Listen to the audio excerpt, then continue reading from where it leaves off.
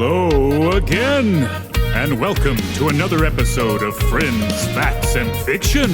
As always, this podcast is made possible by our local convenience stores, the misappropriation of history, and you.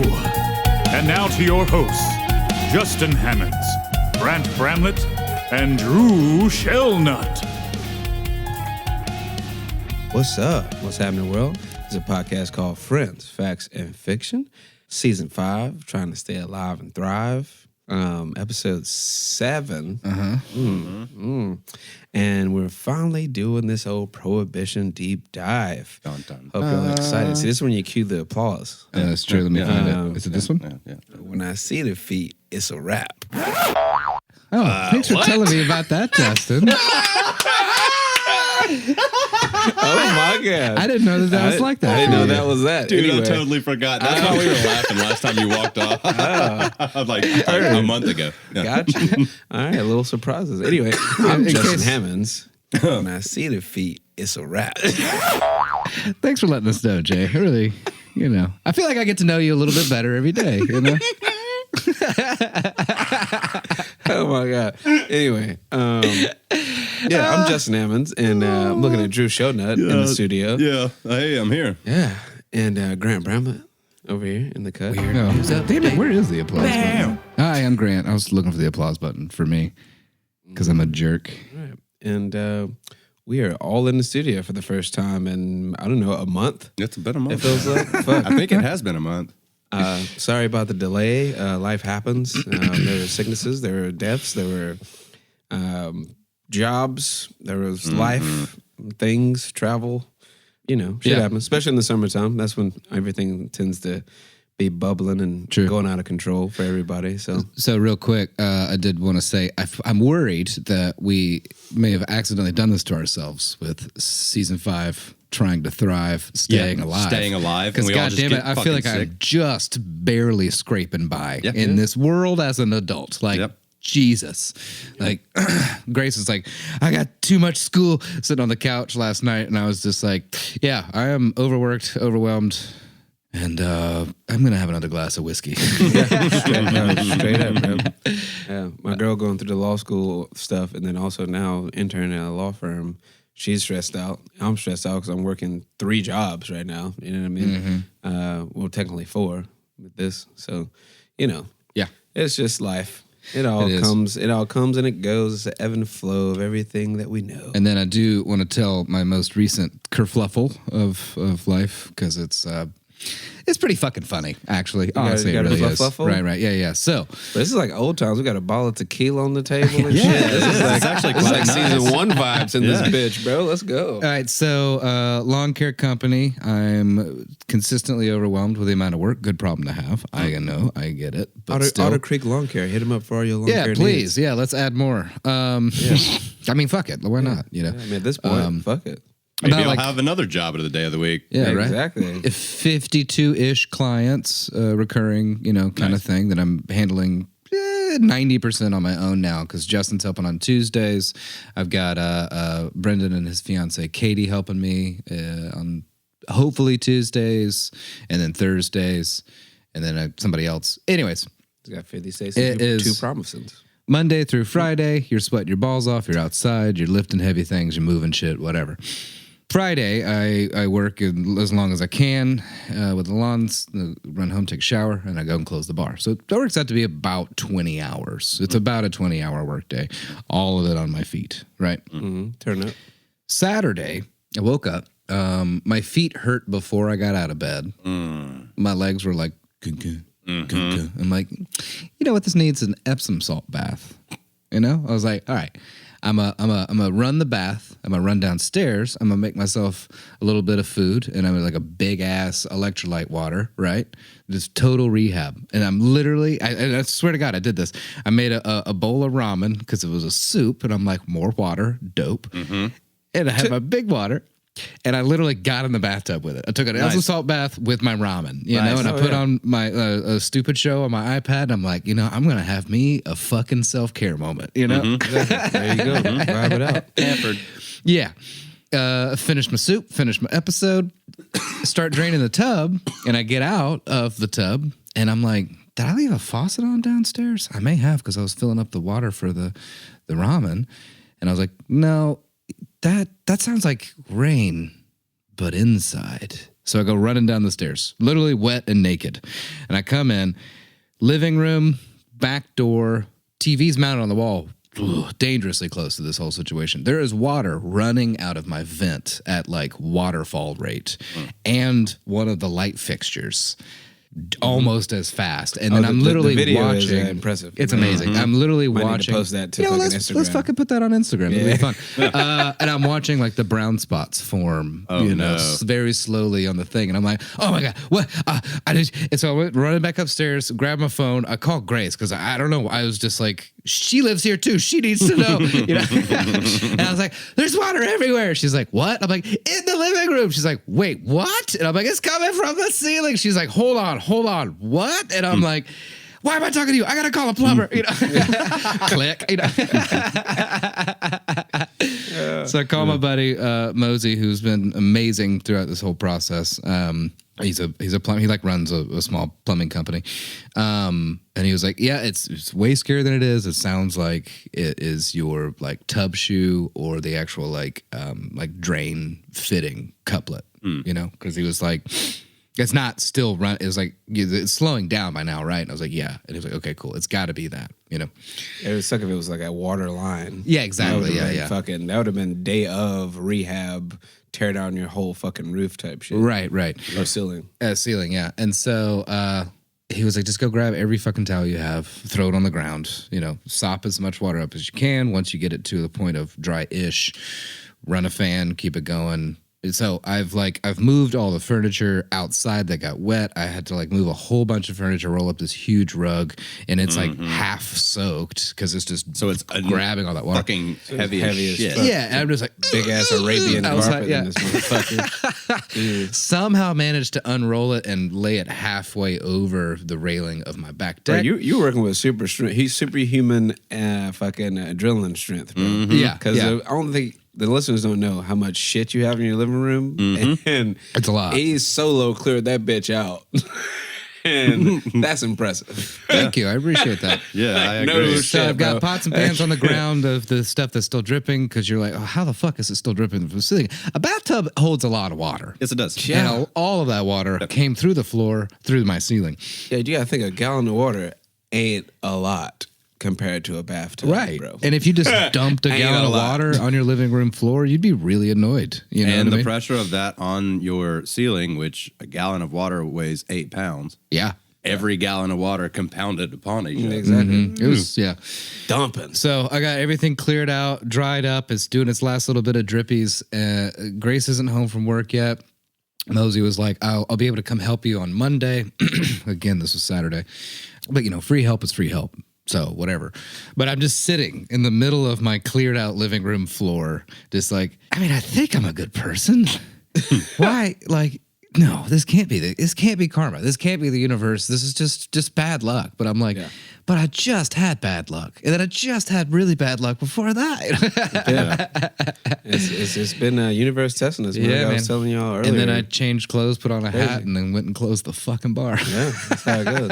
I mean, in proper time, we literally just put the drywall back up in the ceiling 10 minutes before we sat down to record. Yes, this. we did. So Thank you very much, Oh, no Justin, doubt, seriously, no doubt, for bro. helping me with I'm always out here with it. But yeah, shit is happening at life speed, and that is unpredictable as fuck, as you all know if you're an adult out here. And that does not pertain to age. Adult can happen at any fucking time, to be honest. Yeah.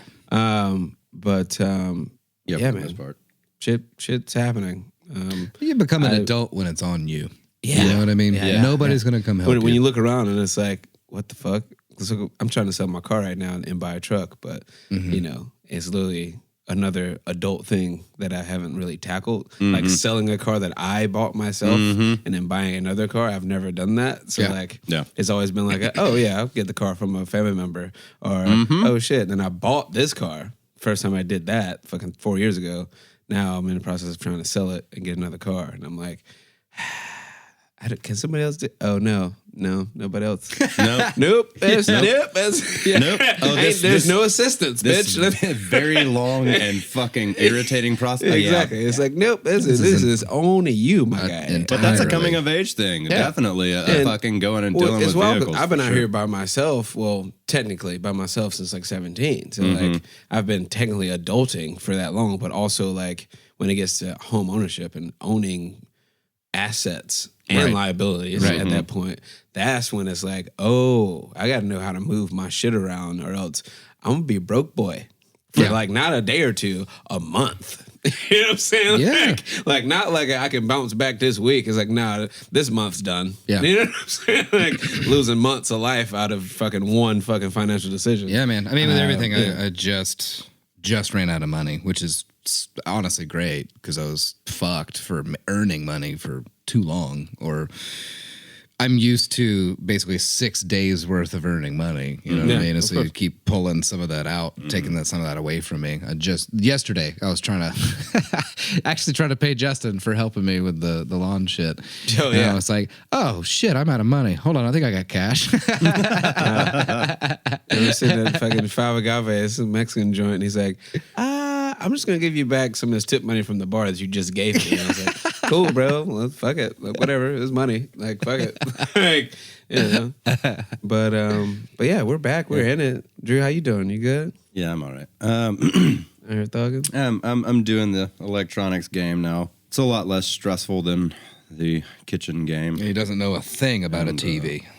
And I know way too much about TVs now, but the one thing I wanted to touch on is You're not even saying it right. I was making TV. There you go. Also, I work at a place called Electronic Express, and apparently it's not pronounced Electronic Express; it's pronounced Electronic Express. That sounds about right. Electronic Express. Electronic Express. Yeah. I was calling trying to see what Y'all got that Geek Electronic Squad. Express. No, that's Best Buy, you Buy, dumb baby. cunt.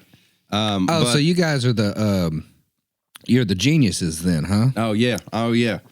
But I was my aside from my life, we all have these struggles and everything going on. But this is how bad the world is struggling. Turn up. This is from Complex News. Okay. Snoop Dogg gives his full-time blunt roller a raise due to inflation. Wow. Oh, Good job, Snoop. I forgot he had the full-time blunt roller, bro. Yeah, he's always high. And he's always rolling blunts, apparently, bro. Like, if you think about a person like Snoop needs, like, at minimum 50 blunts a day. Yeah, that's Easily. always baffled me, man. Like, I don't understand how. I mean, I understand how he made so much money or how he got to where he is because he's fucking awesome. Like, I absolutely love his music. bro. Yeah. And anytime he's like literally picks up a microphone, I'm like, oh shit. You know what I mean? Because you don't never know what he's going to say because he's in his vibe. Yeah. He is one person that's been inside of his vibe since like 1995. Right. And never left that motherfucker, Yeah. bro. But how he has When all we these were different kids, business bro, he was ventures already and he's him. got cameos and shit. It's just like, I know he has assistants and I know he has people that are like, hey, Snoop, go walk over there and say that. I'd be like, all right. But Hey, cool, Brad. Where we at, bro? Yeah. Oh, we at the hockey game? Cool, man. I'm going to say something about the hockey. Is Martha Cool, here? man. Yeah, if y'all have not seen the horse crip walking video, go look that shit up immediately. amazing, yeah. Like, literally pause this and look up Snoop Dogg horse crip walk. Trust me. Him and Kevin Hart. you're welcome. Olympics. Yeah. Fucking whoa. Yeah. That's entertainment. But he's done everything, bro. From video games to WWE to B movies to fucking those Indian movies. Bollywood Yeah. movies. Yeah, he he's done has cameos in everything, Bollywood, bro. yeah. That's K-pop. interesting, He's in K-pop. Yeah. Bro, he's in every fucking thing, bro. Between Martha Stewart and gangster rap, he's done it all, bro. And that's the crazy thing to me because he's always high. Oh, yeah. How is he? He's I the don't most know, man. functioning. He's amazing. Well, first of all, he didn't have to worry about if he has weed or if there's a blunt rolled. So that's two things for a podcast that's already out the window because he knows it's there and all he has to do is that's one true. of these and there's a fresh blunt. Yeah. So boom, he's got that out of the way, so he can just focus on this next deal. And plus, it's Snoop. If Snoop is on it, people are going to pay attention. Good point. I'm just saying, you don't even have to be into hip hop and you like Snoop Dogg. I mean, Yeah. gin and juice, bro. Come on. The one thing, That alone. speaking of of gin and juice. This has nothing to do with it. This just popped back in my head. It's something I thought about yesterday. I wanted to bring up, and this is actually a serious note. You guys get your shit to fucking together on this fucking gun shit. There are too many motherfuckers dropping dead every fucking day. Oh, yeah, bro. And Bro, just because you think somebody gonna take your guns away, you stupid cocksucking rednecks need to shut the fuck up. How about that? Bro, there was a Catch me shooting outside. There's a shooting in Philadelphia and Tennessee in the past Chattanooga. this past weekend. In Chattanooga. Yeah. Crazy. Which is an hour and a half away from us. So there's a that same night, Philadelphia had 3 died. Yeah. Michigan? 10 injured. It's insane. They bro. say, especially with schools, the more armed guards that are there, not only are test scores a lot lower because they're worried about the guns around them, you know, especially like younger black children. Also, cops do not make situations more comfortable. I don't know who the fuck thinks that. I guess privileged people, but cops do not make situations more comfortable. If a cop walked into a gas station after me, bro, I'm instantly like, oh shit. He literally just getting the fucking water. Coffee, okay, cool. yeah. You know what I mean? Like, you feel me? Like, something's about to go down. If I see a cop, I think something's about to go down. That's how So I imagine was trying to fucking- learn while you're doing that. Yeah. And the other statistic that's very, very strong is that if there is an armed guard in a school, it is much, much more likely to have a school shooting. I think it's that sort of like It's that thing of live by insight it, die in by it, mind bro. kind of thing of like you see a gun at school every day. Yeah. If you have access to one and you have some kind of, you know, developmental issue or like mental instability, whatever it may be, you're that much more likely to bring it to that school. Studies show. This is science. This is, you know, numbers. I'm not going off of any political thing. I'm just saying that people that know way more than we do and studied way longer about this specifically, test scores are lower, gun violence or active shootings are much more common. Yeah, bro. So let's if you're around maybe it, fucking think about bro, that. it's product of your environment, and that's a real thing. Also, you should look past your environment, but it's really hard to do that when you're a fucking child trying to grow and process what you're seeing around you. And if you're seeing gun violence around you, you're just used to it. So then you're going to just be used to having guns around. And I'm not one to say take everybody's fucking guns. No. But I am one to say there should be more regulations on who the fuck has a gun. You should not be able to just go into Walmart and buy a fucking pistol. Right. Because that's like letting people just go buy liquor and not show ID. You know, what I luckily mean? they Like, do have like it's akin to wait a period. crime. If you give somebody an opportunity to commit a crime that's already prone to do a crime, we're enabling unstable people to be way more unstable by having a fucking gun. Well, and there's an I know argument. people that should not have guns that definitely have one in their car at all times. Mentally, the way their lifestyle goes, they shouldn't have a fucking gun in their fucking car. You know, because somebody's going to die. Yeah. And somebody will die. Well, They and there's- probably already there's- killed somebody that I don't fucking even know about. You There's know also, what I'm saying? Like, there's also the it's push real. to push the age of being able to buy a gun to 21. And I was watching an interview, and the Republican guy's rebuttal to it being 20, it was like, oh, well, you can be 18 and serve your country and go die for your country. Yeah, but you're being trained by professionals That's true. to do this. Constant oversight. And Come on now. And when it bounces back to what I was just saying with the liquor and the guns, whatever, like, I think if you could go and do that at 18, you should be able to fucking buy a shot at a bar.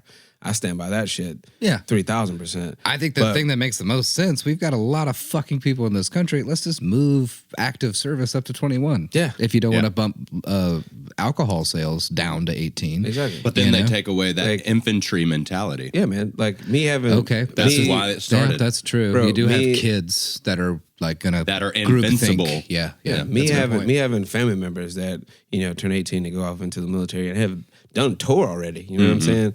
And come back and I got to be like, damn, I can't even take a shot with you, bro. Like out here, well, let's go in the house. You know what I'm saying? You feel me? Like there's that cloud of like bullshit off of defending the country, but can't take a shot. That's asinine to me. But now we're getting off into different branches of tangents of shit. That actually leads me into the beginning of this. But Yeah. also, we're talking about liquor and prohibition and shit. So it all kind of pertains. Nigga, just stick with us. You know what I'm saying? We can get through this. So and it's been a month. I think we're all just excited to talk to each other. yeah, you You just caught us catching up with each other basically live because Drew just showed up like 20 minutes ago. And we turned on the mics. Like that's what the fuck happened. So we can get into these hot facts. I believe at this point we've caught up. Y'all know where we at. Y'all know how we feeling about everything. My song of the day of the week is the entire Kendrick album. So have fun with that one. Yeah, turn up. That's a lot to unpack. That is the most dynamic. Oh shit, that dropped. That is the most. Bro, you What? I am so out of the loop. Yeah, Dude, bro. that is I the listened to that most- shit like 4 times. It takes like 4 listens to really get I you listened the to shit. a You have track. to. I listened to the single before he dropped the whole album, and I was like, I'm like really excited about this album. But that was like 3 weeks ago. Mr. Morale and the Big Steppers, bro. He's coming through Nashville in like a month. Ooh-wee. It's I'm excited. it's really good. It's super guys. dynamic. It's- It is It's thick. So take To Pimp a Butterfly yeah. and Multiply basically volume 2. Okay, I thought Because that's what he was Good Kid, gonna Mad do. City, Yeah. Good Kid, Mad City, and Damn are kind of like akin to like They're some sort of popping a joints, sequel some of like each this other, is yeah. cool, chilling. Yeah. And To Pimp a Butterfly happened. Everybody's like, wait, what the fuck is Kendrick doing? That's my favorite. And And then there's he a dropped- lot of freeform. Yeah. Just That's talking. why it's my favorite. a lot of freeform, spoken word, jazzy type shit. Yeah, dude, it's poetry. And then There's that one. Big Stepper, Mixed Morale and Big Stepper is basically like off the cuff of To Pimp a Butterfly with very political, very about the culture and what the culture means on the overarching idea of America and hip hop, black, white, fucking how we should view this life. He has this whole spoken word bit of like, I am not your savior. Like, so-and-so is not your savior. This is not your savior. Like, you are the motherfucker that can save your own shit. Like, you got to realize this. He's basically like denouncing the fact of making him a hero while also becoming more of a fucking hero. You know what I mean? Because, like, it's a beautiful fucking album. But anyway. One track that stood out to me before I jump into it was the argument that guy and that girl. Oh, yeah. Man. Like, That if you've shit ever was been through, like, a passionate hatred love towards someone relationship. Oh, hell yeah. Listen to that. Definitely. Oh, It bro, is. it's very abrasive, but it is. Oh, it's very abrasive. It's very real and very raw. My favorite track is "Count Me Out." Yeah. That's Because a good one. the chorus is "I love it when you count me out because my name is in your mouth." Nice. Anyway, that shit spoke volumes to my life. Anyway, It's great. I'm gonna get too personal. So I'm going to jump into some pre-prohibition. Yes, we're gonna get into these hot facts about prohibition. Finally, we're here. First deep We're dive here. of the season. We're in it. Yeah. First deep dive. Yeah, season Again. 5. 7 weeks in. Yeah. So We're behind, but that just means less work for us on the by back the end, time right? this comes out, we have talked about it about 6 times already. I know. Yeah. So by 1830, the average American over 15 years old consumed nearly 7 gallons of pure alcohol a year, Oh yeah, son. 3 times as much as we drink today, Yeah. which is hard to believe. I know, read some it's shit on just this because I'm doing my episode next week, but it was mostly due to shitty water. So it was either like kind of okay water or liquor. Like Yep. they didn't have fucking apple juices and Sprites and Cokes and Yeah. shit. Another Yet. thing too was like readily available. So it was like get fucked up Yeah. or hydrate. And in that realm of it, it was like alcohol is not dehydrating. It makes you feel great. Like it's a nice Sure. medicine. So That's true. they drink a shit ton more. Another thing too that I was listening to is that when this is kind of Industrial Revolution era, right? So cities were going from agrarian to industrial, right? And so instead of having like really low alcohol, cheap beer that you probably brewed on the homestead, Yeah. if you will, that you just kind of sipped on all day long or whatever, because it's carbs and it also helps deal with the physical pain. Yeah, bro, that's of- lunch break, bro. Exactly. A couple beers, that's lunch Yeah, you break. have a beer for breakfast. You have a couple beers at lunch. You have one like midday when it's like really hot, And then you, your like, step pancreas inside. falls out, yeah. And then your pancreas falls out of your butt. But once it was going into the city, you had people easier access, stronger liquor, and then also you're operating really dangerous, heavy machinery around a bunch of other people compacted in together. You're not driving a mule to plow a field anymore. You're operating this massive machine that could cut off your arm. Yeah. So then they started to see it as a problem. Sorry if I'm stepping on your toes, Drew. I just thought that was really interesting. No, you're good. Obviously, as Justin mentioned, this was primarily men that were abusing the alcohol. And this was wreaking havoc on the lives of mostly the women who had few legal rights and were utterly dependent on their husbands for, sustenance and support. That makes total sense. Yeah. And I mean, and the whole thing that Justin brought up about like, oh, we've got shit water like in Flint, Michigan, or we have liquor. Yeah. That dehydration also led to millions of deaths just off of that. That's which crazy to also think about. Yeah. put the perception of alcohol way further down, especially with these women who were at home and, didn't have to deal with that. The country's first serious anti-alcoholic movement grew out of a fervor for reform that swept the nation in the 1830s and 1840s. So well before this actually kicked in. Many abolitionists fighting to rid the country of slavery came to see drinks as an equally great evil to be eradicated.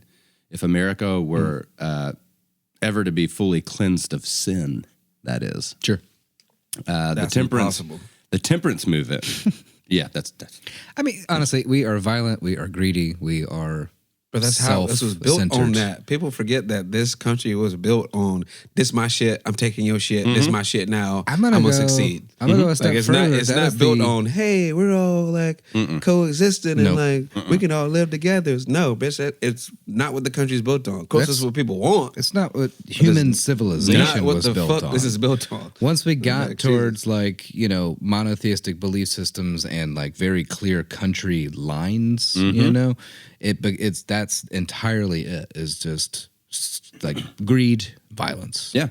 Which the temperance movement rooted in America's Protestant churches first urged moderation, then encouraged drinkers to help each other to resist temptation, which never works. Yeah, let's get together. We're not going to drink. Yeah. I'm not going to drink. You're not going to drink. Don't take that shot. I won't take that shot. You took that shot. I'm taking this shot. It's like that's how that works. It's like this tequila bottle just staring us all down. Yeah, and they ultimately demanded that local, state, and national governments prohibit alcohol outright.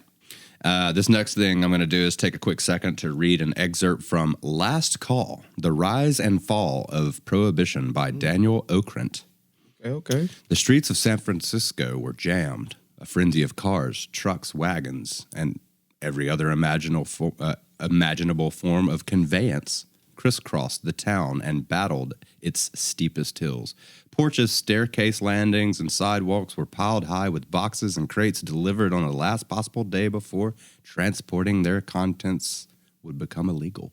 Oh, yeah. Get that shit out. The next morning, the Chronicle reported that people whose beer, liquor, and wine had not arrived by midnight were left to stand in their doorways with haggard faces and glittering eyes just 2 weeks earlier on the last New Year's Eve before Prohibition. Bro, that had to be a lit-ass fucking night right there, bro. Ooh, son. You can only imagine. Son. Frantic celebrations had convulsed the city's hotels and private clubs, its neighborhood taverns, and wharfside saloons. It was a spasm of desperate, joy-fueled, said by the Chronicle, by great quantities of bottled sunshine, liberated from cellars, club lockers, bank vaults, safety deposits, and other hiding places. Wow. Everybody just like, all right, I got this stash. Let's go. Now on January 16th, the sunshine was surrendered to darkness. That's a good quote. Right? Yeah. Now let's mosey on over to the Women's Christian Temperance Union. I know. Sounds super fun. Yeah, I want to party with these ladies. Yeah. After this. So essentially what these guys didn't realize in the taking of everything was they were trying to suppress something, but they didn't think about the consequences of the suppression. Of course. Right. This is the biggest blow up in your face situation in this side of history. Like in the, I mean, it's only a few years. Yeah. Can you imagine like an amendment ratified and then an amendment to amend that ratified amendment in just a few years, like because of that massive backlash, bro. There are some amendments that took like since we wrote the Constitution until like the late 90s that they have actually been changed to be more fitting to the times, Shit's crazy. Yeah. It's insane. So after the Civil War, as many of immigrants, mostly Ireland, Germany, Italy, and other European countries crowded into the nation's upcoming cities, they worked hard to assimilate to work simultaneously, retaining cherished habits and customs from their homelands. The brewing business boomed as German-American entrepreneurs scaled up production to provide new immigrants with millions of gallons of beer. Oh, yeah. In the 1870s, inspired by rising indignation of Methodist and Baptist clergymen and the distraught wives and mothers whose lives had been ruined by the excess of the saloon, thousands of women began to protest and organize politically for the cause of the temperance. Now that's something that again makes a lot of sense to me. You know, and you mentioned earlier, Drew, because like they're stuck at home. They're not really allowed to work. They're definitely not allowed to vote. And they see their husband dive deeper and deeper and deeper into a bottle, as opposed to supporting her and her children. You know what I mean? And I totally get why they're scared and pissed off. And all the clergymen have to say is it's the demon of alcoholism. Of course. And that's all. And I mean, in that context, it's kind of true. It's not, it's not true. It's not wrong, but it ain't right. Yeah. Well, I think they're trying to solve. It ain't right, but I think they're is trying to wrong. solve a problem incorrectly. Yes, 100%. That's really all it Yes, is. exactly. 100%. Yeah. They're trying to fix electricity with water. Nice. Yeah. Anyway. Oh, that worked. So their organization, the Women's Christian Temperance Union, WCTU, became a force to be reckoned with. Their cause, enhanced by alliance with Susan B. Anthony, Elizabeth Cady Stanton, and other women battling for the vote. I recognize those names. Yeah. Isn't that nice? By the late 19th century, the WCTU, led by indomitable Frances Willard, could claim some significant success. It had lobbied for locals restricting alcohol and created an anti-alcohol education campaign that reached into nearly every schoolroom in the nation. Kind of like everything else. Yeah, I was about to say. It's kind of what they do. Kind of Attack like the schoolroom first. Okay, just America. Okay, right, Yeah, cool. right. We're still in America. Got it. We're still the same, bro. We just got iPhones now. Yeah, I don't think people realize that shit. 1,000%. Nothing's changed since the 1930s. We but talked cell about that in phones. depth. Yeah, we've went through this in Yep. history. Go check our index of podcast episodes. So its members viewed alcohol as the underlying source of a long list of social ills and found common cause with progressives trying to ameliorate the living conditions of immigrants crowded in squalid slums, protected the rights of young children working in the mills and factories, improve public education, and secure women's rights. So majority of that is, you're heading on a good path there. Yes. Yeah, But the way you're doing it's kind of shit. The ultimate goal of theirs was a prohibition amendment to the Constitution. It still seemed impossibly out of reach at that time, but I don't know. Prominent temperance leaders in the United States include Bishop James Cannon. If you're wanting to look up some of these names that I'm not, this is so much information that I'm having to pick and choose. Yeah. And condense. we'll condense So it if you down. guys want to look up these people, they're insane amounts of stories of the Bro, craziness. some of them have so many crazy life stories to get to where they're like, fuck alcohol, or to get to where they're supporting alcohol. And then some of them said, fuck it, and then said, no, actually, no, I'm with this. I need this money. Like, bro, I'm going to get into that next week. Anyway. Yeah. So you've got James Black, Ernest Charrington, Neil S. Dow, Mary Hunt, William Johnson, known as Pussyfoot Johnson, Fuck yeah. Carrie Nation, Woo-wee! Howard Hyde Russell, John St. John, Billy Sunday, Father Matthew, Andrew Volstead, and Wayne Wheeler, John St. John. John St. John, turn up. Wayne Wheeler was a fucking asshole. But Carrie Nation. I love her. So yeah, man. I really want to really quickly pause to discuss probably the most outstanding character in all of this hoopla. Yeah, her name is Carrie between Nation. her and Wayne Wheeler. Bro, Wayne Wheeler was a motherfucker. Oh, too. yeah. He was a motherfucker, bro. But yeah, anyway. that would have just made my episode 2 hours. Yeah, long. exactly. But Carrie Nation is enough for people to get the message. I know. that Drew, tell us about Carrie. So Carrie bitch. Amelia Moore was born on November 25th, 1846 in Garrett County, Kentucky. Her parents were George Moore and Mary Campbell Moore. Her father wanted to spell her name Carry, but as a child, she was Carrie. Big deal back then, guys. Uh-huh. That was a big deal back The then. Moore for sure. family on a large... Still a big deal to this day. you- You ever meet like a common name like that's Ashley? Oh, where? EY? No, IEAGH. G-H. Oh, Yeah, okay. All right. Yeah. A little extra. All right. Anyway.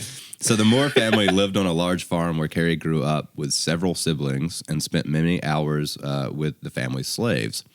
All her life, she was comfortable with people of various races. In 1854, with the Civil War on the horizon, Carrie's father moved the family to High Grove Farm near Belton in Cass County, Missouri. Rather than finding peace, Carrie's family found people divided over political issues. Obviously. In 1862, the Moores moved again, this time to Texas. Oof. Real quick, are you going to cover some of her family? Because there's some in there that are just amazing. I'm going to get over, I think I'm going to cover Dad a bit. Okay. But if you want to throw any little tidbits in, you can, yeah. Well, there's one that He's got one right now. would He's got climb one. on Hot top facts. of the farmhouse and pretend to be a what are they? Wind vanes. You know, Oh, yeah. like the turkey or sorry, the chicken. rooster. Yeah, the rooster Chicken or with the- rooster that moves like with the wind would stand on top of the roof and point the direction of the wind for hours. Not because somebody asked them to do that, because That's they his thought thing. that's something that they needed to spend their day with That's his by job. doing. So, Yeah. so you're saying Carrie Nation is full of her family is full of mental instability. Yes. And there's another one that crawled around on all fours like a dog a lot as an adult. I think it was one of her uncles. A lot. It's a little precursor to her mental genetics. Well, a little background there. So the next year after moving to Texas, the family returned to their farm in Missouri, but the Civil War followed them. Union commanders ordered everyone out of parts of the Kansas-Missouri border, including Cass County. The Moores moved to Kansas City. Sorry if you live there. And Good Carrie... barbecue, though. Good barbecue. Yeah. Sure. And Carrie learned the brutal side of... No, they don't. And Carrie learned the brutal side of... That's bullshit. That's not American. And Carrie learned the brutal side... If you like ketchup on your barbecue, yeah. And Carrie learned the brutal side of battle when she traveled with another woman to nurse soldiers after an air raid in Independence. Air raid. So it had to have just been shells, you know. Yeah, probably. Airplanes in the Civil War there.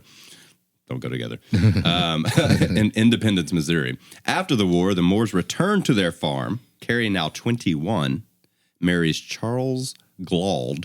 I think it's Gloyd. It is, Yeah. but I Gloyd. was having fun with the name. Lloyd. In 1867.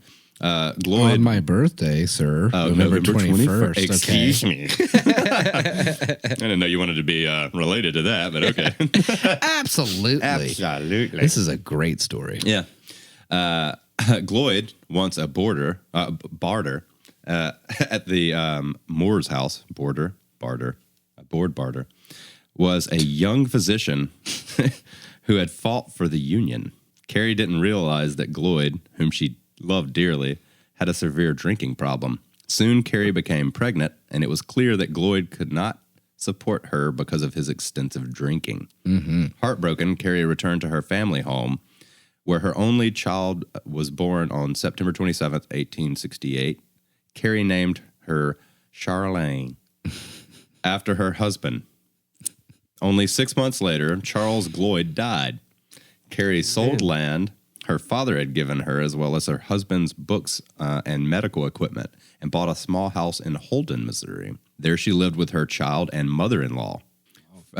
From May 1871 to July 1872, Carrie Gloyd attended school to earn a teaching certificate at the Normal Institute in Warrensburg, Missouri.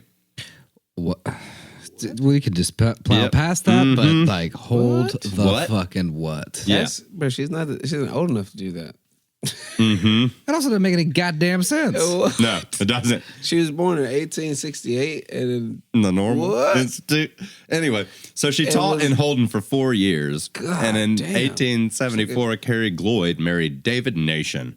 And I bet you so much money that she did that on purpose. She I think had she to met a guy named Nation and was that's me. like, Carrie A. Nation. Fucking him. I'm gonna save this nation with this hammer and this smasher. And who better And to I tell marry you- than a widower with children who was 19 years older than she? Damn it. That's crazy. Wow. Yeah. David Nation was a journalist for the Warrensburg paper. He was also a lawyer and a preacher. Together, they lived with their children in Warrensburg for a few years. Then they moved to Texas again in 1877. With her husband, while her husband practiced law, Carrie Nation managed a hotel in Columbia and then bought and ran one in Richmond, Texas for 10 years. She's a deeply religious person and started having visions and dreams during this period. In 1889, Nation's husband became a preacher, and they moved to Medicine Lodge, Kansas. So they're back and forth from Kansas to Missouri to Texas all the time. Yeah. Here she began a career of charity and religious work and began known as Mother Nation. Yeah, not to blow enough smoke up her own ass. She took a deep interest in helping unfortunate people, especially women and children, and became known for her generosity. Nation organized a chapter of the Women's Temperance Union, the WCTU, and helped pass law in Kansas against selling alcohol. In Missouri, each county could decide to be wet or dry, kind of like most places in the United States now. Which I will cover as to why that's still the case. It's very weird. Nation also tried to help prisoners in jail. She came to believe that alcohol had caused the trouble of these inmates. So she figured she could help them out. Yeah, she's reminded me of Mother Teresa. Yeah. a lot. She's In the that vein of, American like, Mother I'm going to Teresa help there. you, but Yeah. also I don't really care about you. This is more for me being known Yeah. for helping people. That's exactly right. Yeah, so that's what I'm picking up. Yep. So illegal bars and men's clubs in Kansas still served liquor. Nation and other members of the WCTU decided to get rid of the bars by standing outside them, praying loudly and singing hymns. Which back then, terrifying. Oh, yeah. A group of women praying. While In you're trying to get public? your drink on? That was sure. terrifying for those dudes. Yeah. So soon That'd be the bar- terrifying today So if I they was at just- a bar and I yeah. just seen like a group of women come up and just bow and start praying. I'd be like, yeah, I'm going to tab out, bro. Y'all got some weird shit happening over here, cuz. I'm good, bro. I think I don't like this bar anymore. Well, they all Come in. closed. Yeah. They literally all closed because of that. Nobody's going to come back. So in 1900, Nation believed that God told her to go to Kiowa, Kansas, or Kiowa, and close the bars there. Rather than use hymns and prayer, however, Nation threw bricks. Oh, this is when she turns Oh, up. yeah, this is when And Nation this is- actually This is when it picks gets up. hype, bro. She's out here Right. doing gangster shit. Are you talking bro. about her smashers, as she called The them? smashers, bro. Like if y'all need a reference, just look up a picture of Carrie Nation. I'm sure what's going to pop up is that picture of her in those weird ass glasses and holding that fucking hammer, looking like a fucking psych ward patient. Hatchet. She had yeah. a hatchet. bro. She would Hammer's storm asshole. bars and just break She's going shit. straight hatchet on that bitch. I Anyway. need a sharp end. Bro. Oh, man. She's I love so- hatchets, but So I mean, I hate her, but I love her so much, man. I love this story. where's the movie? Yeah. Where's the we Which- need Meryl Streep. oh my God. Just go hella gangster, amazing. hella gangster. Meryl Streep. It's be her Yeah. training day Yeah. Situation, bro. She's just hella evil. Somebody needs to give us a backwoods movie bitch. deal, or Justin at Tell least. me, hey, I can Yeah, write she shit all does know day. the idea. We'll write that. That's what Right, I we'll do. write that. You know what I do? I connect people. That's what True. I do. Anyway, So stop drinking this tequila. So in Wichita, Kansas, in 1901, that's when she showed up with her hatchet. Right. Nation was a strong 6 foot tall woman, and when her method became violent, people noticed. No shit. You Right. don't say. The Kansas WCTU presented her with a gold medallion inscribed "The bravest woman in Kansas." Of course she was. She walked around with a fucking hatchet and tried to kill alcoholics. The crowds of not kill, but kind of sort of the crowds She of would threaten the fuck out of anybody right. with an alcoholic drink in their hands for sure. The crowds of followers grew, but her marriage fell apart. Go figure. By November 1901, she was divorced, again alone. Nation sold little pewter hatchets to raise money and took on speaking engagements. She was beaten and jailed many times. After one smashing, Nick Childs, a black politician and bar owner, bailed her out of jail. He also published her first newspaper, The Smasher's Mail. Smashers Mill. Fuck yeah. I don't think you I love understand. that shit, She dude. would storm bars and just smash bottles with hatchets and hammers. Oh, yeah. Literally. Okay, so look, her break Nation's shit. method had three parts. First, she spoke on the streets or in a hall and gathered in a crowd. It didn't worry her if men were in the crowd or laughed at her. Second, Hell no. after Nation had some support from the people, she would speak to lawmakers like Governor William Stanley of Kansas, as shown in this illustration. Not here, but on the that'll be in the cliff notes of the episode. Yes. Nation asked him to enforce the laws of the state and explain that alcohol was ruining lives of families. Third, if Nation could not help get help from lawmakers, she brought her followers into a joint, at which it was called, and the women attacked with rocks, bricks, and hatchets. So, yo, so this not working? Cool. Well, I know where a speakeasy is. You want to go fuck it up real quick? Yeah, so let's Cool. real quick just imagine. You gotten off from a long days of work, right? You go in to a joint, buy yourself a beer. To a joint that's probably the basement of somebody's house. Maybe a Boilermaker, you know what I mean? Beer and a shot. And you're just sitting there and you're thinking about your day, maybe having a quick conversation with your buddy. And then all of these like insanely religious, very modest women would come in. They would chop the stools with their hatchets. They would chop them in half. They would smash chairs. They would hack up the bar top. They would take rocks and bricks and throw them at the shelves of liquor that are breaking up. liquor bottles, I mean, everything. glass, liquor, exploding, Imagine how everything around fucking you. flammable that whole area was. Yeah. I just, Yeah, because can't we're not imagine. talking about regulated liquor here, No, people. no, we're talking no. about Pure grain hooch. alcohol. Goddamn So basically, bathtub gin. for me, I'm trying to have a little bit of like blow off some steam moment, you know, maybe take an Epsom salt bath or Yeah. something like that. And then all of a sudden my living room floods. Yeah, exactly. Thanks, Carrie. Yeah, it's Appreciate literally it. like I didn't expect this to happen. Huh? Now I'm in the middle of this. Yeah. So in crazy, 1903, Carrie Nation, Carrie, officially changed her name to Carry, saying it was meant carry a nation for prohibition. Carry a nation, bro. Dumb bitch. When her autobiography was published, she made enough money to buy a house in Kansas City. Kansas to shelter the wives and the mothers of drunkards. That's actually dope. Yeah. You know, It is. I mean, honestly, that's it's dope. not all bad. No, you know? but like you said, it's the process at which it happens. Yes. You know? Bad solution to a problem. They needed regulation, not strangulation. Yeah. I'm full of it today. Well, I mean, and literally later on, a lecture tour took her to Great Britain to spread it.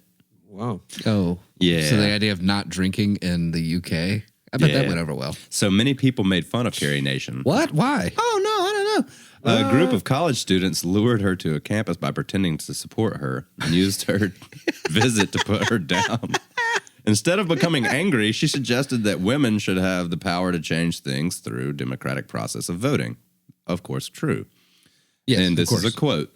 The loving moral influences of mothers must be put in the ballot box. Again, something I very Again, much agree with. Super, Like, super bro, prevalent. listen, she just needed therapy.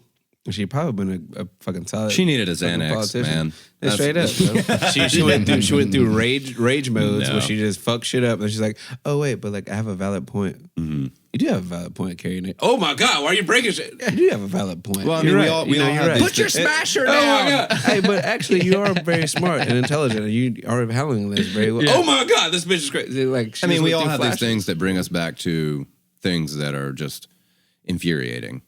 Like, Yeah, of course. for you people out there, I can't hear a Michael Jackson song and not get pissed off. But that's because I was molested as a child, and that's just a correlation. Exactly. Sure. Dude made good music. He did. Don't care about dude. Cross. No, cross he the line. there- sucked therefore- as a human. So therefore, that just gives a direct correlation to As me. a singer and an artist, awesome. Yeah, well, was the king of pop, but she had some wires crossed over the life that she lived, and her she had husband's some- becoming alcoholic. Yeah, and she had some alcoholics, great, and her father. Yeah. she had some great things up there in her brain, but her brain was a little. So she seemed like a crazy person. Yep. So Which, exhausted she and was. ill, Carrie Nation retired to Eureka Springs, Arkansas, and bought a house large enough for her and several women who had lost their homes because of alcoholic husbands. She collapsed while giving a lecture in Eureka Springs in January 1911 and died on June 2nd. So a little bit of a time in between that. Yeah. Tough lady. At the age of 64. She is buried beside her mother in Belton, Missouri. I want to say, and don't hold me to this, but I'm pretty sure that her first husband, that was the alcoholic, he would go on these benders, he'd disappear for a while, causing her a lot of, tribulation, if you will. Fairly certain that he was also not faithful to her. No, right? he wasn't at all. And ended up giving her syphilis. Oh wow! And there is a thought amongst historians that her syphilitic brain was the cause of the hatchet and the smashers. Yeah. And when she's not in that moment, like you're talking about the highs and lows of her mindset, I guess you could say, she's going from saying very good, thought-provoking things in a quite eloquent way to literally Fuck shit throwing bricks at a bar. Yeah, I mean, You know it's the what I same mean? shit happened to Al Capone, bro. That sounds like syphilis to me. Capone, Yeah. later on those years, Al Capone acquired, he got syphilis, and for lack of his whole wild ass life, he did some really dope shit for his community. Yes. But then he would just order random people to be killed for no reason. Exactly, yeah. You know what I mean? Actually, no, kill 8 Kill that people guy, today. yeah. You know what I'm saying? Yeah. It's like, bro, but we just gave turkeys to his family for Thanksgiving because you like the community.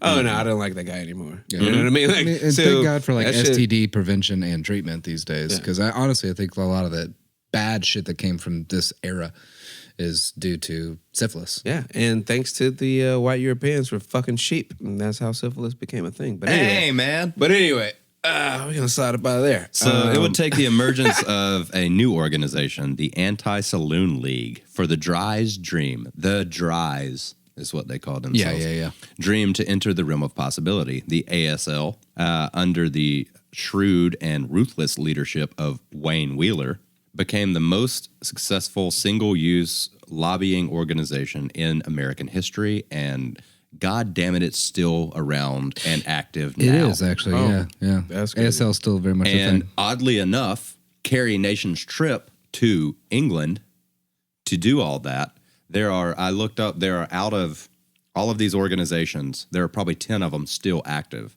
Majority are in England. Damn, Two of them are in the United States, that's spooky. being the Anti-Saloon League. Yeah. Yeah. Yeah, super weird.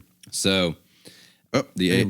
Between her and Wayne Wheeler, they pretty much made that madness of the 20s happen. Pretty much. Yeah.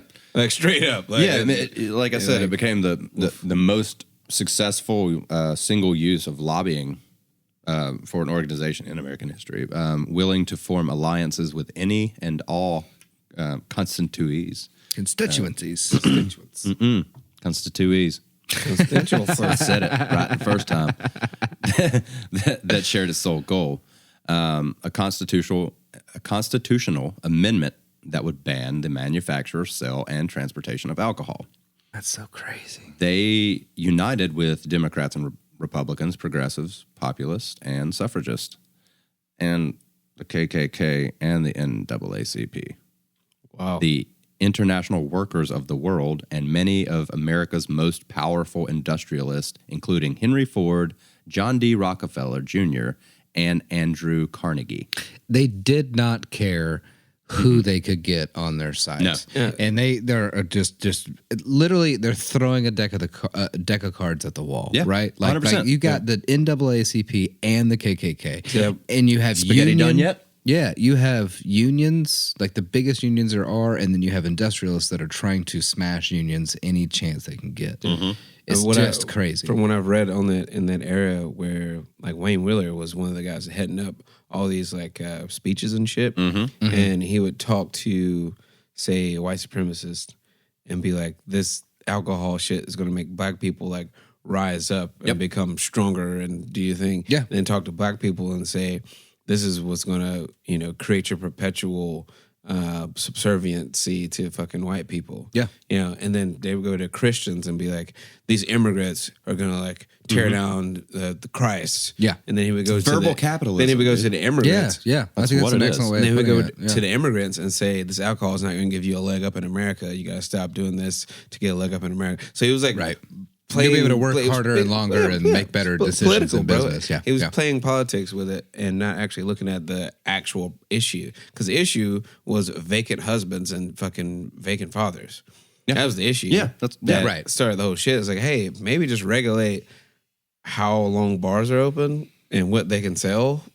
Yeah, maybe like you know, if Like you it's all think they had about to do was like, no, you got to leave at this hour. something I did and want to fucking mention take your ass home, is bitch. that Like- I think it was in New York. All these like bars. So a lot of the classic cocktails that we have today are due to Prohibition Yeah, era. because they had to right? make it taste good because it tastes like shit. Exactly. But before that, they had some of the more complicated, really super duper classic cocktails, if you will. One of them is the Corpse Survivor, right? They came up with the Corpse Survivor #2 during Prohibition. But the Corpse Survivor itself was literally meant for a hungover factory worker in New York City to go into a place where they enticed you, where they say, if you buy a drink, we'll give you a free breakfast, right? Yeah. And a lot of times that was the Corpse Survivor, Yeah. right? And it was very strong and a very astringent, a lot of aromatics on the nose or whatever. So it was meant to wake you up It's a shit ton and of help mint and you juniper get and to rosemary work. and shit. But the thing is if you're hungover, you probably still have a little bit of booze in your system. And then you add a really, really strong cocktail to that. And if it goes down too fast while you're eating your breakfast, you're probably going to buy another one. Yep. And so you're wandering into a factory kind of drunk. Yeah, you're going to lose a hand. You're going to lose Exactly. a finger, hand, Exactly. arm, leg, toe, foot. So let's get back whatever. to Anyway. the league's most prominent leader. So that's Wayne Wheeler, obviously. Although both Ernest Charrington and William E. Pussyfoot Johnson were also highly influential and powerful. So the next thing they did was, so there was a ratification of the Income Tax Amendment in 1913. And the federal government, no longer dependent on liquor taxes to fund its operation, made the ASL move into a higher gear. Okay. As anti-German fervor rose to a near frenzy with the American entry to the First World War, ASL propaganda effectively connected beer and brewers with Germans and treason in the public mind. That's clever as fuck. It is super clever. Most politicians dared not defy the ASL. In 1917, the 18th Amendment sailed through both houses of Congress. Of course it did. Yeah. Fear tactics. Yeah. It was ratified by the states in just 13 months. That is insane. It is insane to think about a constitutional amendment being ratified in 13 months. I want to say, I might be wrong, but I'm pretty sure that is the fastest It is. It has to be. that we've ever had. Ever. It's like, oh no, we're good. We're going to throw that through. Bro. That's in the same presidency, you know? I mean, like, Yes, it it's is. just like, oh, nope, yep. Yeah. So at 12:01 a.m. on January 17th, 1920, the amendment went into effect, and prohibitionists rejoiced that at long last America had become officially, and they hoped irrevocably, dry. We fixed America's problems. You mean like taking away economy? So dumb and short-sighted. Yeah, so, but just a few minutes It was later, the fifth largest economy in America at the know. time. 6 masked bandits with pistols emptied 2 freight cars full of whiskey from a rail yard in Chicago. Another gang stole 4 casks of grain alcohol from government-bonded warehouse. And still another hijacked a truck carrying whiskey. Americans were about to discover that making prohibition the law of the land may have been one thing, but enforcing it is going to be quite another. Ooh, good cliffhanger, And Drew. that's where we're going to pick up next Ooh-wee. week with all these gangsters out here. Yes. I got Al Capone. I got the Purple Gang. I got Roy Clement. I got this black lady that fought the mafia. I got a bunch of thick stories I'm excited. about Thick.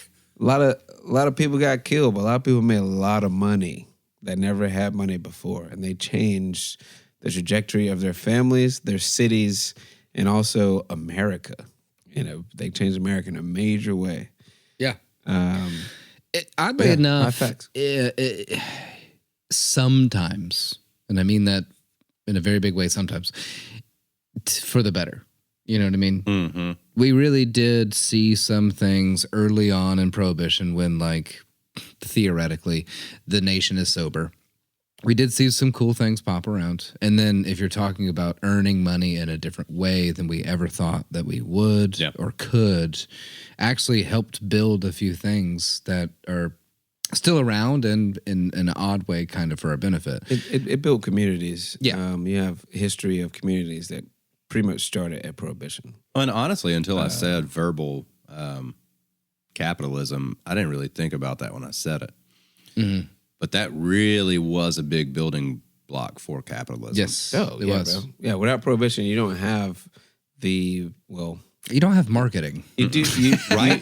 You don't really have things, lobbyists. Yeah, and shock value became marketing. Yeah, yeah. You don't have that idea of, oh, you're the bad guy. Mm-hmm.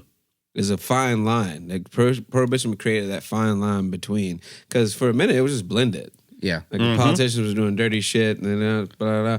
Prohibition dredged that up. So it's like, oh, these politicians are doing dirty shit, Right. with the actual fucked up people. Yeah. That brought that to light more, but at the same time, It was a lot more egregious. It was a lot more noticeable, right? Bro. And I got some so, stories I think- next week, man. That it's, you'd be surprised at what really went down back then. Like priests, like fucking like Hasidic Jews, bro. Like all these leaders of religions, Crazy. in there with it, bro. Yeah, Deep and I mean, in like- there with it. So like, Prohibition just brought to light a lot of things that people forgot about or forget about that still happen to this day. You know what I mean? Like, it's still a thing. All these people are still fucking criminals. They're just legal criminals now. Right, You know what I'm right. saying? And it just, I don't know. So in like a very, We'll get very there. small way, we do have some benefits to show from this whole era. Most of it's bad, but Some of it's good. a lot of it is exactly what I'm saying. But a lot of it is America as we know it now. Bro, So your like it or idea- not, Yeah, for sure. like it or not, I think that Prohibition is why our country looks the way that it does. Your idea of a neighborhood pub or neighborhood hangout spot does not happen unless Prohibition happened. So yeah, I'm gonna leave it right there. Yeah. because Well, and also that's love it. why neighborhoods became neighborhoods. Because like, oh, this is a little disco joint over here, or this is a little juke joint over here. Like, we're gonna live in this area, and this is our spot. Yeah. You know what I'm saying? Like, this is our place. hey, you know? you and I do that constantly. Yeah, bro. I'm about to go work at one right now. But anyway, yeah, man, Drew with the hot facts today, bro. Some of them. Yeah. Hey, man, that was great. Yeah. I heard I'm glad we were finally Also, back too, at all this. you out there, I wrote that like a month and a couple weeks ago. So there was some stumbly bumblies over those words. Yeah, it's all good, So, man. it's all good. We're back, hopefully on track. Like I say, it's back on track-ish, so it should be good. Let's watch my fucking refrigerator fall through my floor or something. Yeah, we got. You know, this is not a bad house. This is a good house. Yeah. Damn it. I'm concerned about you, bro. You just put a shot glass on top of a cell phone, so I don't know how I feel about that. Old cell phone case. anyway. Don't worry about it. I got me a new cell phone case. Anyway, I'm gonna let that go though. I'm gonna let it go. I was letting it go. There's not a phone inside of the cell phone yeah, case. calm Look, down. it's empty. Look. Oh, there's no down. cell phone in there. Jesus, bless America. Anyway, fix it. yeah, man. Hot facts. We're coming back next week with the height of Prohibition, which I'll be heading up all those gangsters, and then we got the effects of Prohibition. Yeah. And then when you have to like the back end of that, some black mobsters. Yeah. Some other Yeah, things. That'll be Some fun. other things. It's thick up there. We'll move into money after Ooh. our booze. Yeah. But I, Bits and coins. I'm pretty excited about the idea of post-prohibition. Sorry. Post-prohibition. Post-prohibition. Say that 5 times fast. And the gold rush is coming. It's Weird coming. laws, dog. It's There's some coming. weird laws that we still have. Coming. Yeah. Anyway, so yeah, that's what's to come. We love y'all. Give us that 5-star review. Give us that thumbs up. Follow us on Instagram. DM me. I'm there. I'll try to post that soon. The fucking living room waterfall you had going on Instagram. Yeah. Also a picture of Carrie Nation. And then and the weird dude that, and then the weird cat. Yeah. That'd be a good one. Yeah. Then also, let's never ever forget what Justin has informed of us today. When I see the feet, it's a wrap. It's the zipper boing that just really kills me, man. So I had no idea that was a thing. So we're all fresh to that. Me and the audience is fresh to that. These two motherfuckers knew about it the whole time. But anyway, like a month. I'm Justin Hammonds, and I'm saying love, live life because it's worth living, y'all. I'm Drew Shellnut, and seriously though, like, take your time, do your due diligence to stay informed so you can make a difference. Bang, bang. No, absolutely. And we'll piggyback off of that real quick before my little silly sign off. I think the only way that we can effectively move forward as a civilization, as a people, not Americans, not any other nation, fake boundary line that we got, all the humans that are on this planet currently, fucking read, man. Like, look at your history, realize the mistakes that we've already made in the past, and look at the trends of shit that are happening again, right? I mean, it's a little time consuming, but honestly, it's not that hard. And it just, there's so many times where I will dive into something mostly for the sake of this podcast.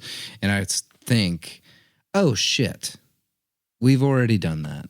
Yeah. We already did that this other time, and I'm covering this one specific topic, and we're currently doing that exact same fucking thing. And if you think that right the gun regulation shit doesn't have anything to do with the similarities to prohibition that are going on, everything going on right now, think again. Exactly. And that was actually my other point, is that if you have some serious thoughts or feelings about our personal opinion of gun regulation in this country, please email us at friends.facts.fiction@gmail.com. Seriously, I would love to have a legitimate conversation with somebody about that, because it's very complicated. I don't have a strong stance on it one way or another, but I'd love to open that book. Now, this is the most condensed sign off I think I may have ever had. If you are Carrie A. Nation, I never liked you, but I always loved you. God damn, I do not like that lady, but fuck, I love that lady, man. She had gusto. She did. She had the grande cojones, not the little chiquitos. Huh? Just a great story. Yeah. Fun villain, but not really a villain. She's interesting. She's an interesting lady. Also, just a politician. Also, Meryl Streep hit me up. I got a fucking script I'm working on right now. Meryl Streep hit me up. Perfect. Yeah. She's going to play Carrie A. Nation. Hey, we can just call it Carrie A. Nation. Oh, my God. Oh, my God. So, anyway, we're here, bro. We're here. We're doing this for y'all. You know what I'm saying? We love y'all. And for us. Yes. Also for tequila. Love y'all. This has been a podcast called Friends, Facts, and Fiction. And we out. Thanks for listening, and stay tuned for the next installment. Find us on Facebook and Instagram to stay up to date on all things Friends, Facts, and Fiction. Our Instagram handle is friends_facts_fiction. As always, please reach out to us. You can send any of your questions, praise, and fact-checking to friends_facts_fiction@gmail.com. It's important to us to only propagate the truth, and we'll correct any errors we may have made. Your hosts and researchers are Justin Hammonds, Grant Bramlett, and Drew Shellnut. Our episodes are produced by Grant Bramlett. Additional producership provided by Grace Higgs. Our recording engineer is Grant Bramlett. Our editor, mix, and mastering audio engineer is Jeremy Mulder. Lighting design is provided by Justin Hammonds. This has been a production of Friends, Facts, and Fiction.